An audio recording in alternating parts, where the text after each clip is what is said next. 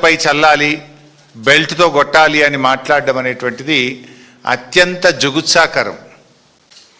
ఆయన రక్త పిపాసి మనస్తత్వానికి ఇది నిదర్శనం. నేను ఎక్కడ మాట్లాడి, ఆయన బోధి పెవిలియన్లో మాట్లాడిండు. పేరేమో బోధి పెవిలియన్. మాటలన్నీ హింసను ప్రేరేపించి హింసను తలపించేటువంటి మాటలు నిన్న ముఖ్యమంత్రి గారు మాట్లాడినారు. ఆ మధ్య చెప్పినాడు ఆయన హిట్లర్ తనకు ఆదర్శం. అంటే రేవంత్ రెడ్డి అందుకే హిట్లర్ తరహాలో ఒక హంతక భాష మాట్లాడుతూ ఉన్నాడు. కానీ ఒకటి మాత్రం నిజం, ఫైనల్గా పాపం పండినాడు హిట్లర్కు ఏ గతి పట్టిందో రేవంత్ రెడ్డి నీకు కూడా అదే గతి పడుతుంది. ఇదంతా ఆయన ప్రయత్నం ఏంది? భాష దేనికి మాట్లాడుతున్నాడు? ఎవడు మాట్లాడతాడు? ఫ్రస్ట్రేషన్లో ఉన్నటువంటి వాడు, విషయం లేనటువంటి వాడు, సమాధానం చెప్పలేనటువంటి వాడు. సమాధానం ఉంటే, విషయం ఉంటే, పరిజ్ఞానం ఉంటే, సత్తా ఉంటే విషయం మీద మాట్లాడతాడు. ఫ్రస్ట్రేషన్ కనబడుతూ ఉంది నీ లోపల. నువ్వు జారుడు బండ మీద జారిపోతా ఉన్నావు, నీకు ఓటమి తప్పదు అనేటువంటి ఒక ఫ్రస్ట్రేషన్లో ఊగిపోతా ఉన్నావు, బూతు భాష మాట్లాడుతూ ఉన్నావు. నిజంగా నీకు విషయం ఉంటే విషయంతో ఒప్పిస్తావు, మెప్పిస్తావు. విషయం లేదు కనుకనే బూతులను అందుకుంటున్నావు అనేది ఇవాళ రాష్ట్ర ప్రజలందరూ కూడా అర్థం చేసుకుంటా ఉన్నారు. ముఖ్యంగా ఇప్పుడు మీరు ఆ భాష చూసినారు, ఇంకా చాలా ఉన్నాయి. అసలు పిల్లలు చూస్తే, టీవీలు చూస్తే పిల్లలు ఖరాబ్ అయిపోతారు.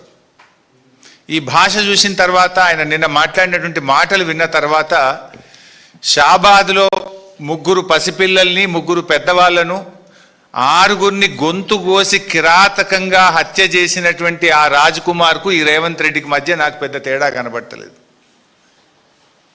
ఒక సైకో మనస్తత్వం, వాడొక సైకో రాజ్ కుమార్.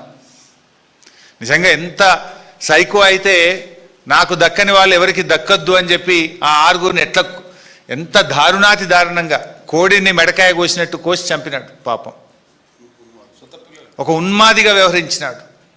ఎంత బాధ కలుగుద్దంటే, పాపం ఇప్పుడు ఒక్క అమ్మాయి మిగిలింది అక్కడ. చెవులు వినబడవు, మాటలు రావు, కాళ్ళు లేవు.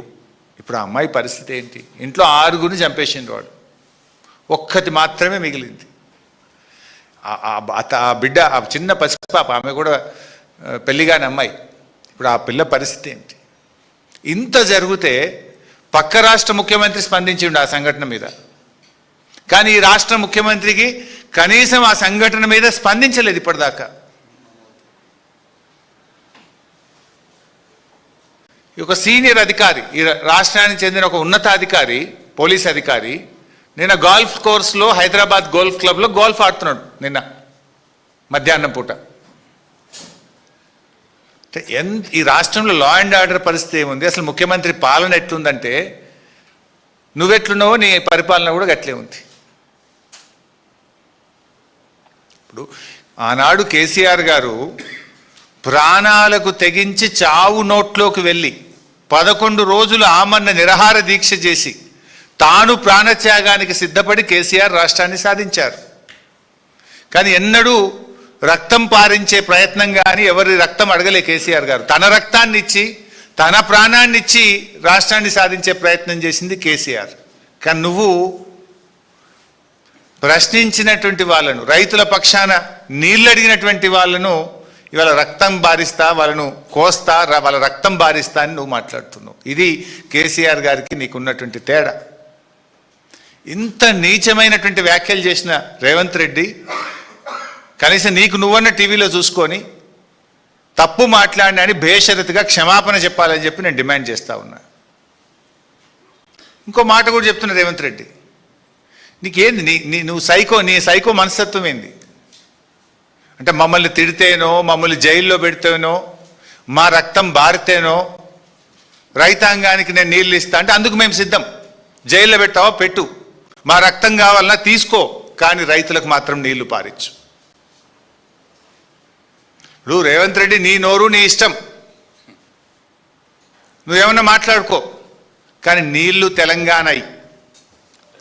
నీళ్ల విషయంలో నీ ఇష్టం వచ్చినట్లు చేస్తా అంటే కుదరదు. నువ్వేం మాట్లాడుతున్నావు? కన్నెపల్లి కట్టుకొత్తవా రేవంత్ రెడ్డి అంటే ప్రతిపక్షాలకు కంఠం నొక్కుతా అంటున్నావు నువ్వు. కన్నేపల్లి కట్టుకొత్తవా రేవంత్ రెడ్డి అంటే మా కంఠం నొక్కుతా అంటుండు. నీ ఉద్దేశం ఏంది?